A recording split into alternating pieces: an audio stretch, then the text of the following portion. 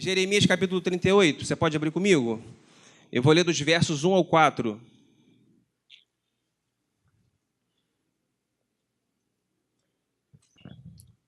Jeremias 38,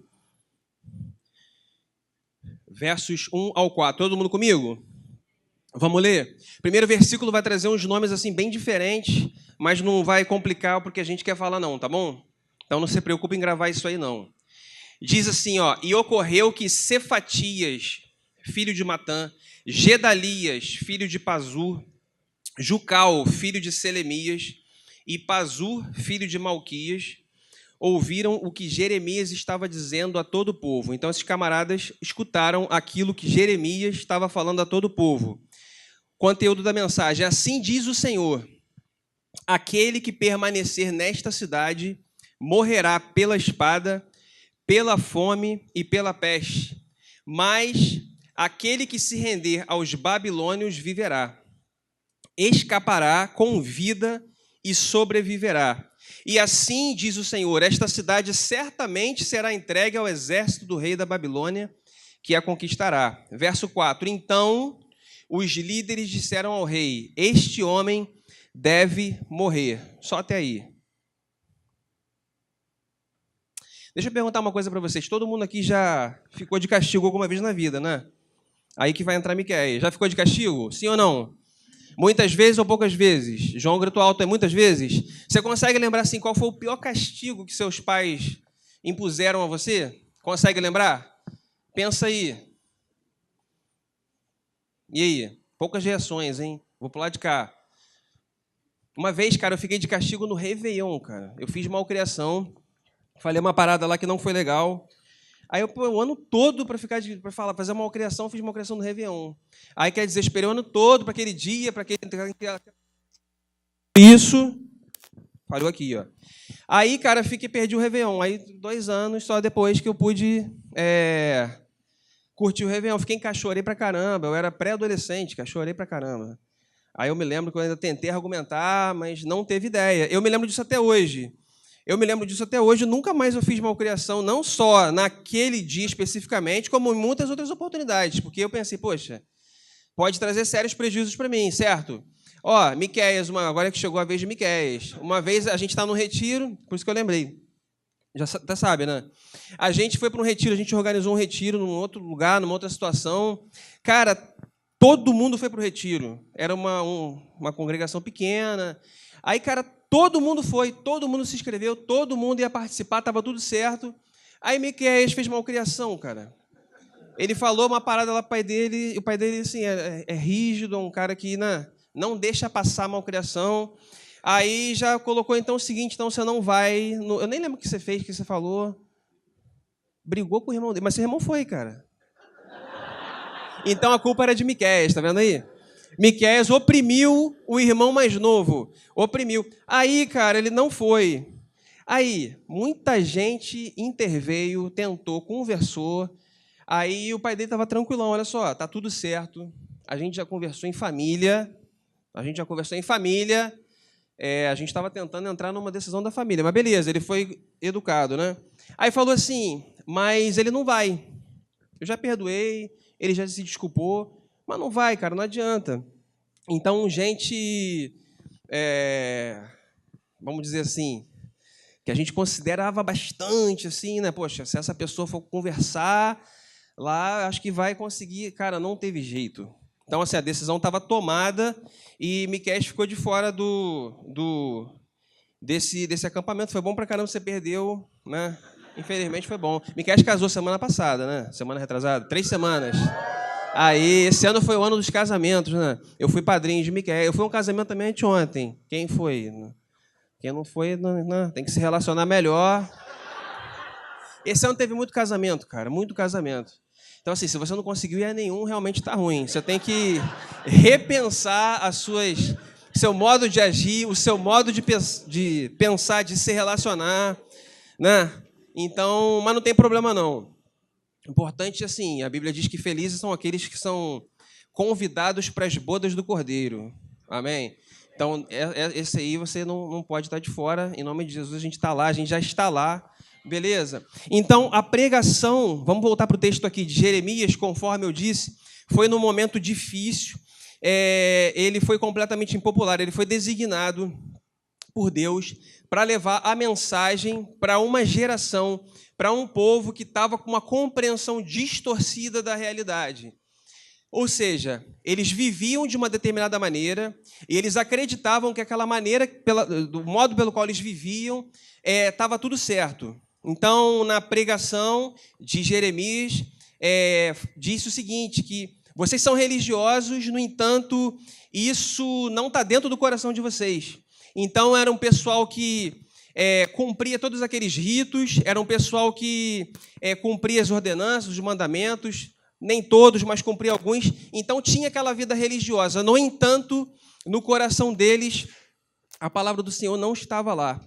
O problema deles era a conduta diária. Era como se você frequentasse o Gol, era como se você frequentasse a sua célula, é como se você estivesse em dia com essas obrigações, mas isso não tivesse impacto, reflexo no dia a dia da sua vida. Isso não tinha culto na vida. Tinha vida no culto, mas isso não passava. Quando você saía do Go Camp, chegava lá fora, isso não acontecia. Então, o povo de Israel era um povo que, o povo de Judá, no caso aqui, é um povo que desde que saiu do Egito, foi para a Terra Prometida.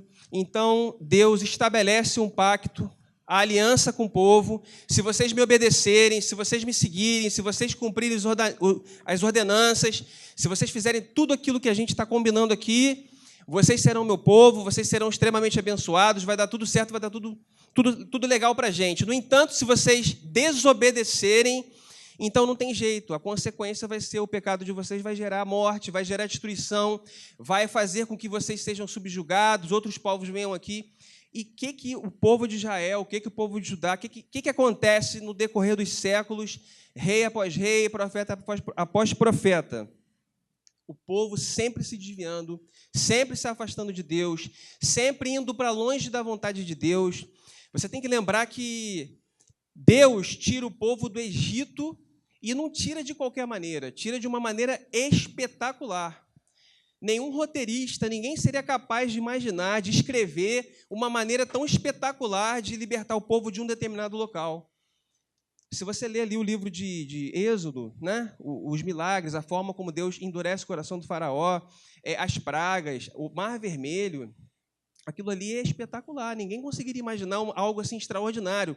Deus podia tirar da maneira que Ele quisesse. E mais, Deus nem precisava tirar se Ele não quisesse. Ele poderia simplesmente fazer com que o povo crescesse ali, se estabelecesse ali e fizesse a vontade dele ali. Mas aprove a Deus revelar-se progressivamente na história e de maneira maravilhosa, contundente, de maneira que o povo teria essas impressões, essas marcas, essas lembranças para sempre. Não é isso que acontece. No decorrer dos anos, Deus suscita juízes para julgar o povo. Havia um tempo em que havia rei em Israel, cada um fazia o que era certo. Depois disso, eles rejeitam a Deus e o profeta Samuel fica chateado. Deus fala, olha, eles não estão rejeitando você, estão rejeitando a mim. Então, o povo rejeita Deus. Aí, depois, vem o período dos reis e a maioria dos reis não fez aquilo que era a vontade de Deus. Poucos reis fizeram aquilo que era a vontade de Deus. Jeremias nasce no período em que Josias estava reinando, e Josias foi o último rei de quem a Bíblia disse assim, fez a vontade de Deus, agradou a Deus com a sua conduta. Depois de Josias, isso não foi dito em relação a mais nenhum rei. Ou seja, ele nasce num período e logo na geração seguinte, o povo que tinha passado por uma reforma religiosa tinha redescoberto a palavra de Deus estava perdida, eles acharam o livro, encontraram o livro, foi uma reforma religiosa, foi uma maravilha. Na geração seguinte, já tinham se esquecido de Deus. Então, depois de Josias, vem Joaquim, vem outro rei. Então, a gente está nesse período. Então, esse texto que a gente leu está nesse período de transição. O povo de Israel, povo do norte, tranquilo, já tinha ido para o cativeiro há muito tempo, já tinha sido exilado pela Síria. Agora a gente está no Reino do Sul, Judá. Então, agora Judá vai ser levado para o cativeiro babilônico. É nesse período, é nesse tempo que a gente está. Então, Deus levanta Jeremias, ele profetiza nesse período, nesses dias. Tranquilo? Entender todo mundo comigo? A gente conseguiu entrar aqui na história?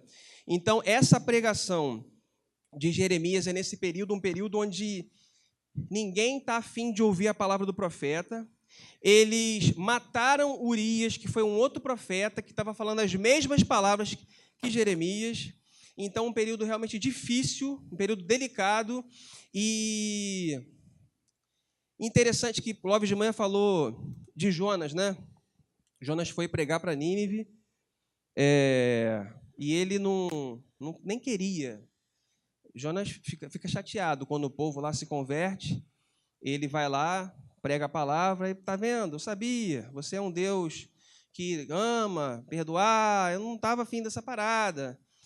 Jeremias não, cara, era o contrário, ele ora pelo povo, ele intercede pelo povo, ele chora pelo povo, ele quer que o povo volte para Deus, até que chega um momento que Deus fala, chega, para de orar por esse povo, eu não quero que você ore por esse povo. Você imagina essa situação?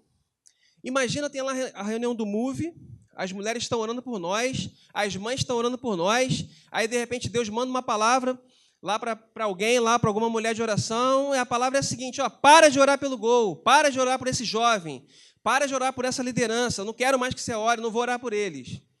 Você imaginou uma situação assim? Você já conseguiu imaginar uma situação assim? Eu vou mudar a pergunta. Se Deus resolvesse mandar uma mensagem desse tipo para alguém, o que Deus diria em relação a você? Deus ia falar, continua orando por esse jovem aí, por essa jovem aí, eu me agrado dele. Ou será que Deus ia chegar e falar assim, para de orar por essa pessoa, eu não quero, não vou ouvir. O que você acha que Deus pensaria de você?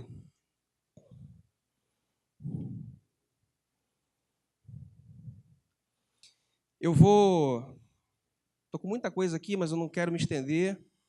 Eu vou fazer 3 considerações em relação a esse texto. A primeira dela diz o seguinte, o tema do retiro é eu me rendo, não é verdade? Então, primeiro ponto aqui, render-se exige abandono do nosso modo de pensar. Alguns aspectos do que significa render, não vou esgotar o assunto, evidentemente. Render-se exige abandono do nosso modo de pensar. Verso 2, aquele que permanecer nesta cidade morrerá.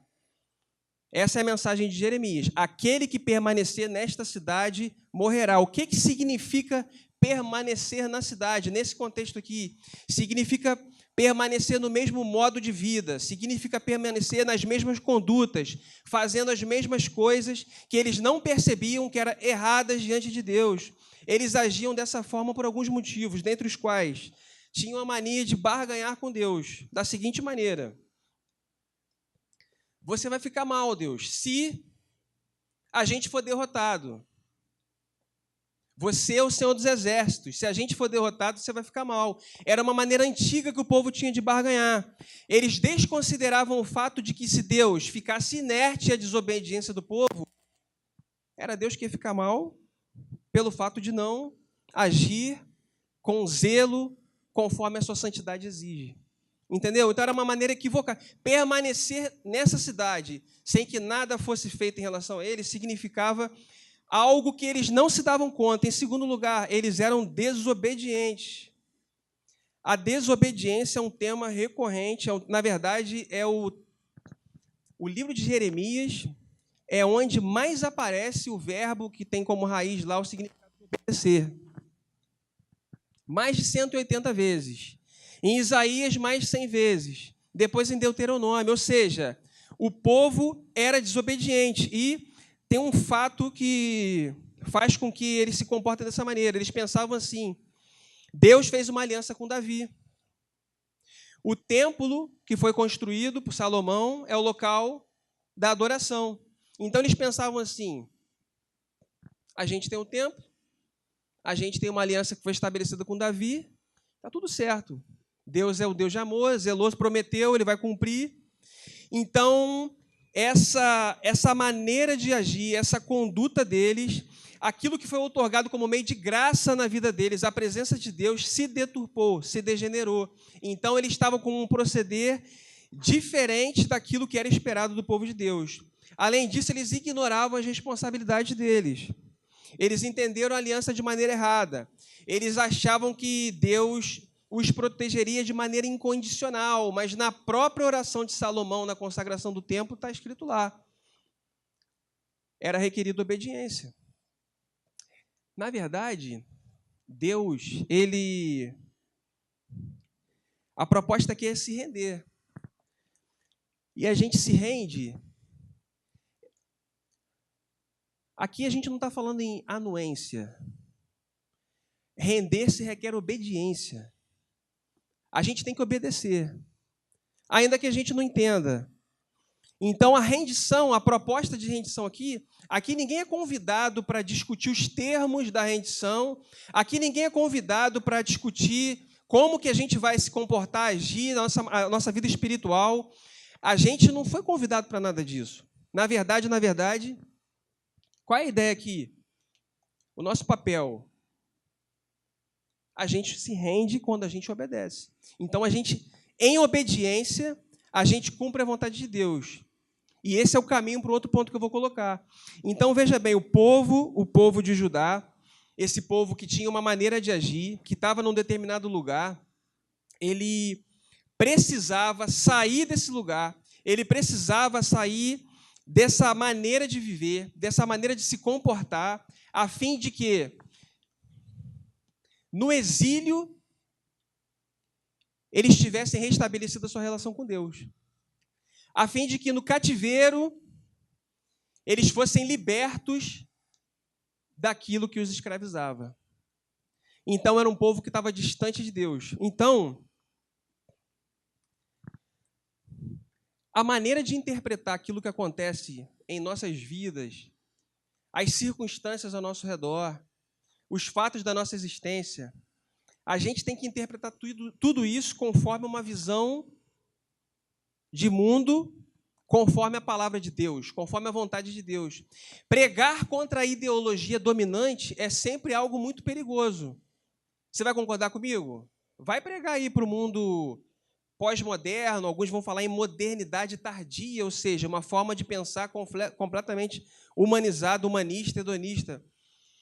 Pregar contra a ideologia dominante, já foi difícil lá. E tem um detalhe, que ele, nesse momento aqui, ele está pregando para o povo de Deus. A gente tem que lembrar disso o tempo todo.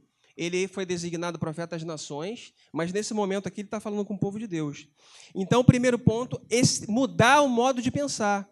Mas por que a gente não continua na cidade? O povo tinha necessariamente que sair da cidade. Cara, a gente está falando de séculos e séculos. A gente está falando de um povo que rejeitou a palavra de Deus reiteradas vezes.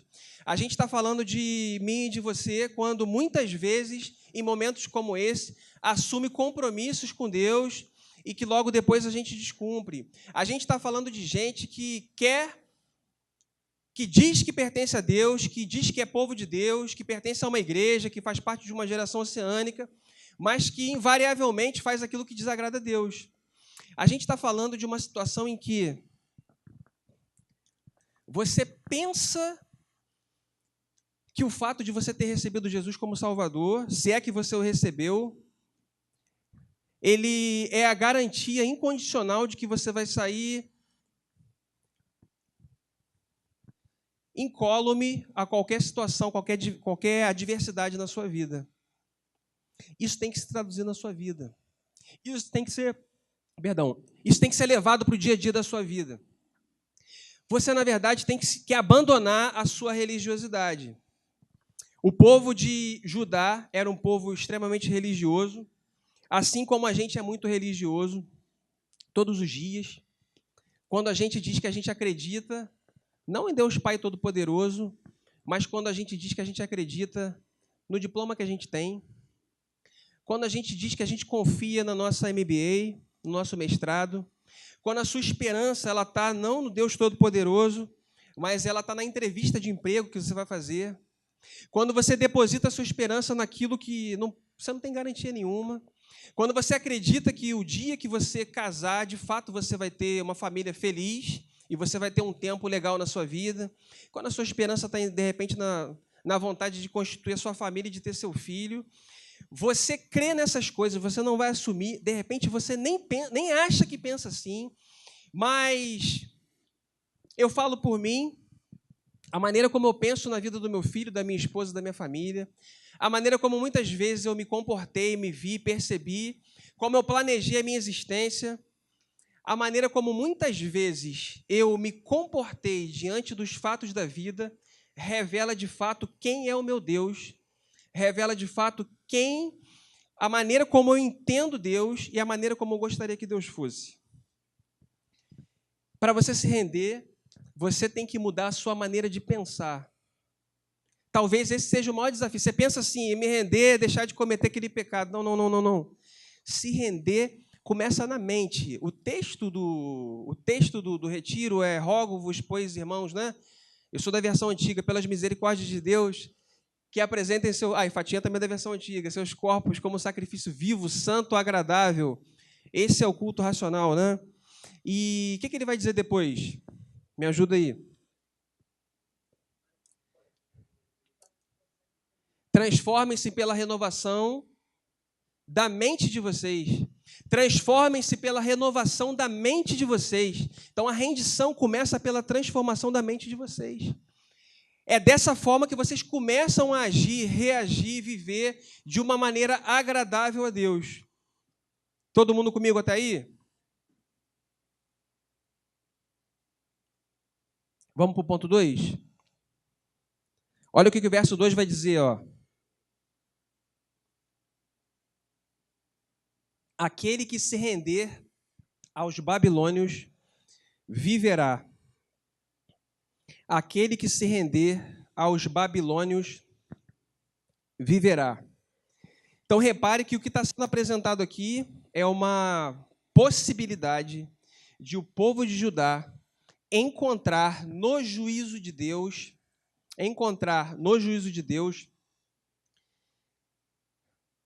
como é que eu posso dizer para não me expressar mal? Lembra quando Jesus diz assim, ore para que a sua fuga não seja no inverno? Ele fala isso a respeito da destruição lá do templo de Jerusalém, no ano 70 e tal. Então, assim, a destruição ela vai acontecer. Isso já está decretado. Mas você pode orar, o pastor Henrique sempre fala isso, você pode orar para que isso se dê de uma maneira mais suave. Olha só, quem se render aos babilônios sobreviverá. Ou seja, na boa, que Deus é esse? Que diante de toda rejeição, ainda vira para você e diz assim, olha só, a gente pode fazer isso de uma maneira diferente. Só que a gente pensando humanamente, a gente imagina assim, o cativeiro, o exílio é uma coisa ruim. Na verdade, eles estão saindo da terra prometida e agora vão ser escravos lá. Mas conforme eu falei no início, quando você muda a maneira de pensar, você olha as circunstâncias de uma maneira diferente. Olha o que Deus está dizendo. Preste atenção. Quem se render sobreviverá. Na cabeça desse povo, permanecer na cidade era o que eles entendiam naquele momento como sendo o melhor, como sendo o correto, certo. Mas, pelo contrário, eles não conseguiam entender que a permanência ali era a morte. Então, na verdade, aquilo que eles consideravam péssimo, ruim, a pior das situações, na verdade, aquilo que eles consideravam como que seria o pior que poderia acontecer para eles, na verdade, é o que vai trazer salvação para a vida deles. Está ruim a vida para você? As circunstâncias estão difíceis, complicadas, pesadas? Como é que está a sua vida? Como é que está a sua relação com Deus? Você consegue perceber o juízo de Deus? Você consegue perceber as circunstâncias da sua vida como providência de Deus para preservar a tua existência, a tua vida, a tua sorte? Você é alguém que murmura muito? Você consegue lidar bem com as circunstâncias adversas? Foi despedido. Como é que você fica? Como é que fica seu coração? Demorou a vender o carro. Como é que fica a situação? Como é que seu coração pensa? O que se passa no seu coração? Você tem sido alguém, repito aqui, que aceita quando Deus pesa a mão na sua história? Como é que tem sido essa relação sua com Deus? Jesus diz assim, ó: aquele que tem os meus mandamentos e os guarda, esse é o que me ama. Aquele que se render, sobreviverá. Aquele que obedecer, sobreviverá. A obediência às palavras de Jesus em todos os momentos, inclusive naqueles em que a gente não consegue compreender, que a gente não consegue entender, são meios de vida para você. São maneiras pelas quais você é salvo de algo que, de repente, você não consegue imaginar onde vai parar. Vamos para o terceiro ponto aqui? Acompanhe comigo, ó. 3. Render-se é o caminho para a restauração. Aquele que se render aos babilônios viverá. Aí ele continua: escapará com vida e sobreviverá. Escapará com vida e sobreviverá. Então, primeiro eu falei que tinha que acontecer uma mudança na nossa mente, um dos aspectos.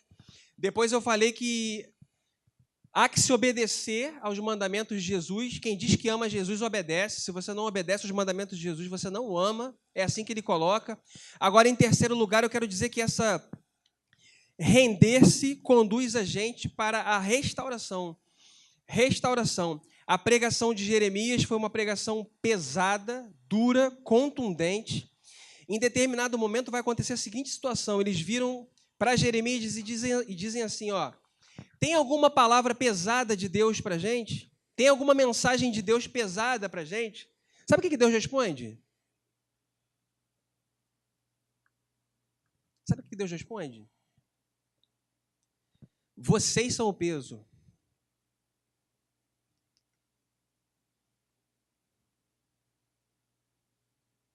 Vocês são o peso. Tem alguma palavra pesada para a gente? Você imagina Deus pensar isso de você? A sua vida, a sua conduta tem sido pesada para Deus? Qual é a avaliação que Deus faria de você hoje, aqui nesses dias? Se Deus fosse mais uma vez mandar uma palavra para você, Ele diria que você é um peso? Ou você é o filho amado em quem Ele tem todo o prazer? Se o seu nome fosse citado na Bíblia, ele seria citado em que contexto? Sabe como é que Jeremias foi citado? Lembra daquela passagem que Jesus diz assim: o que as pessoas estão dizendo que eu sou? Uns estão dizendo que você é Elias, outros estão dizendo que é João Batista, outros ainda estão dizendo que você é Jeremias. Você lembra disso? Seria citado assim? Como alguém que... esse cara aí é Jesus, eu acho que é... Poderia entrar seu nome nessa citação?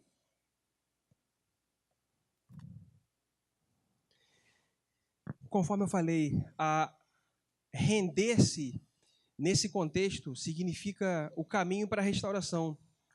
Olha o que diz aqui: Jeremias proclama que após Deus satisfazer a sua ira, Deus novamente mostraria compaixão para com o remanescente de Israel. Deus que tem chamado continuamente seu povo para o arrependimento.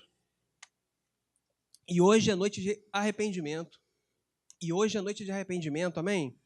Porque Ele é um Deus que deseja intencionalmente, intensamente, se relacionar com você. Deus ama perpetuamente seu povo. Deus redime seu povo de todos os seus pecados, de suas aflições. Paulo vai dizer lá em Romanos o seguinte, que o Senhor conduz todas as circunstâncias ao nosso redor para gerar em nós a imagem do seu Filho. Deus conduz todas as circunstâncias ao nosso redor para gerar em nós a imagem do seu Filho. Seja na adversidade, seja na dificuldade, seja isso consequência de algo que você fez. Porque a razão aqui é o seguinte, existe algo que é a soberania de Deus. Deus te escolheu. Conforme você vai ver, daqui a pouco a gente vai ler. Deus escolheu você. Se você vive a vida de tal forma que agrade a Deus, no sentido de que você faz a vontade dele, você está cumprindo a vontade de Deus, dentro da liberdade que ele te deu. Não livre-arbítrio, mas de livre agência, dentro da possibilidade que você tem de fazer algumas decisões. Agora, se você escolher viver a sua vida de uma maneira que desagrade a Deus, você pode ter certeza. Lá no final, Deus vai promover uma restauração que a vontade dele vai se cumprir. A vontade de Deus sempre vai se cumprir. Então, ao mesmo tempo em que a gente está num contexto de uma pregação que diz que a gente pode ser um peso, que faz com que a gente repense o nosso modo de agir, de pensar, de viver, a gente tem a certeza de que a restauração vai vir. A gente tem a certeza de que a restauração vai vir. Amém? Olha só, a estrutura de Jeremias, eu estou caminhando para o final, ela gira... Cadê meu celular? Você pode abrir comigo? Jeremias, capítulo 1? Eu vou querer ler esse texto com vocês. Você acha que você é jovem demais para fazer a vontade dele? Sim ou não? Versículo 4. Olha o que diz o texto. A palavra do Senhor veio a mim dizendo, Jeremias 1, versículo 4. Antes de formá-lo, no ventre eu o escolhi. Antes de você nascer, eu o separei e o designei profeta às nações. Mas eu disse, olha o que Jeremias respondeu. O que você responderia? Eu não sei falar, pois ainda sou muito jovem. A resposta de Deus, o Senhor, porém, me disse, não diga que é muito jovem. A todos a quem eu o enviar, você irá e dirá tudo o que eu ordenar. Não tenha medo deles, pois eu estou com você para protegê-lo. O Senhor estendeu a mão, tocou a minha boca e me disse, agora põe em sua boca as minhas palavras. Veja, eu hoje dou a você, preste atenção nisso agora, a autoridade sobre nações e reinos para arrancar, despedaçar, arruinar, destruir. Com que finalidade? Para edificar e plantar. Morte e ressurreição de Cristo, despojar do velho homem e revestir do novo, disciplina divina e restauração, mortificação e vida abundante, choro que dura uma noite, alegria vem pela manhã. Amado, para a gente ser restaurado, alguma coisa tem que ser destruída no nosso coração. Alguma coisa tem que ser modificada na nossa mente. O nosso modo de se comportar, a nossa maneira de reagir tem que ser diferente. Senão a rendição não é completa. E se não é completa, não serve. Como disse Marcão no primeiro dia, não tem quase no reino de Deus, quase não é nada. Cada um de nós tem seu momento de destruição, de aflição. Tudo isso tem que ser reinterpretado à luz das Escrituras Sagradas. Eu queria concluir dizendo o seguinte, que a gente pode ter muitas certezas diante de um texto breve e curto como esse. A aliança quebrada pode ser renovada. Amém? Se você, ao longo desses dias que Deus te concedeu, quebrou a aliança que você fez com Jesus em algum momento, Jesus não quebrou a aliança que ele fez com você. Você pode ter certeza, uma outra conclusão que a gente pode chegar, o julgamento certamente vem. O julgamento certamente vem. Porque a gente arca com as consequências dos nossos pecados, a gente recebe perdão. Mas você pode ter uma outra certeza. a restauração também vem. Amém?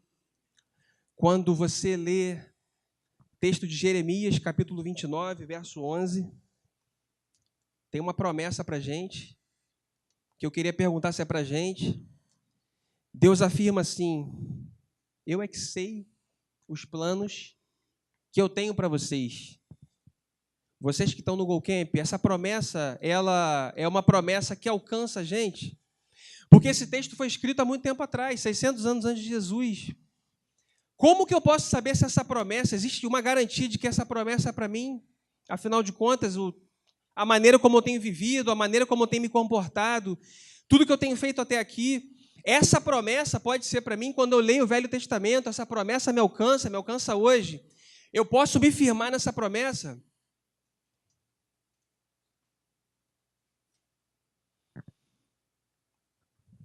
Qual é a garantia que a gente tem de que essas promessas são para a gente? Na noite em que Jesus foi traído, ele tomou o pão, tendo dado graças, partiu e disse: esse é meu corpo que é entregue em favor de vocês.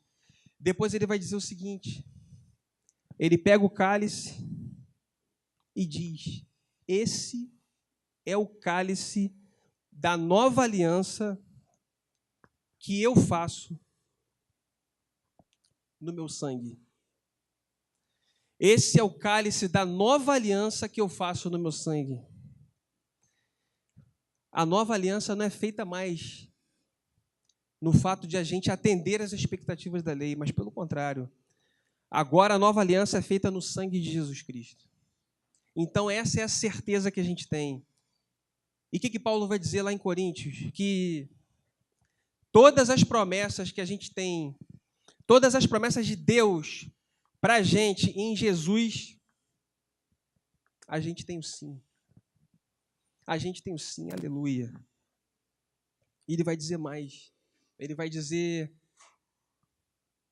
aquele que não poupou seu próprio filho, porventura não nos dará juntamente com ele e de graça todas as coisas?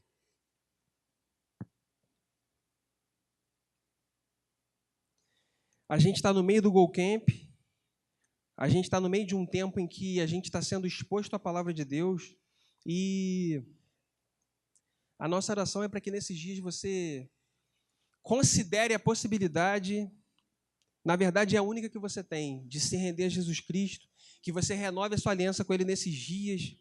A gente não entende a vida de uma maneira como, de repente, entendem por aí, como um momento de uma alegria passageira, mas que, saindo daqui, cada qual por seu canto, cada canto uma dor.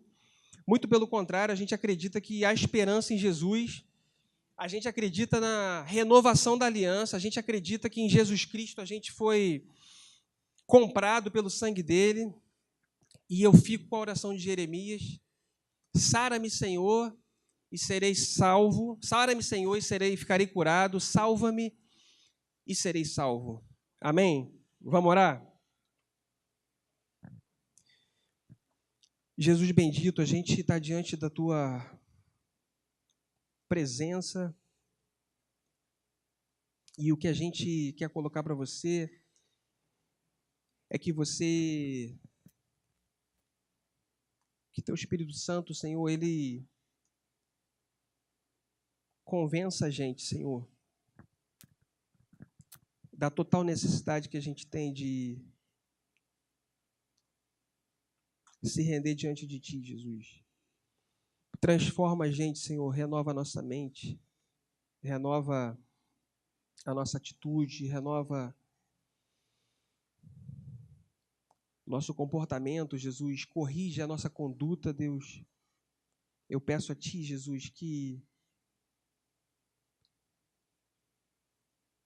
visita, Senhor, a gente nesses dias, Senhor. Jesus, visita nosso coração nesses dias, Deus. Fala com cada jovem aqui, Deus. Em nome de Jesus, Senhor. A gente clama, Senhor, pela Tua cura, Senhor, pela Tua salvação.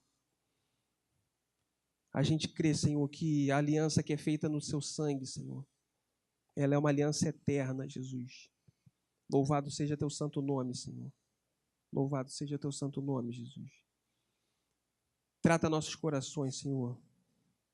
Em nome de Jesus, que antes desse retiro acabar, Senhor, que você complete a sua obra aqui, Senhor, em nome de Jesus. Em nome de Jesus. Amém.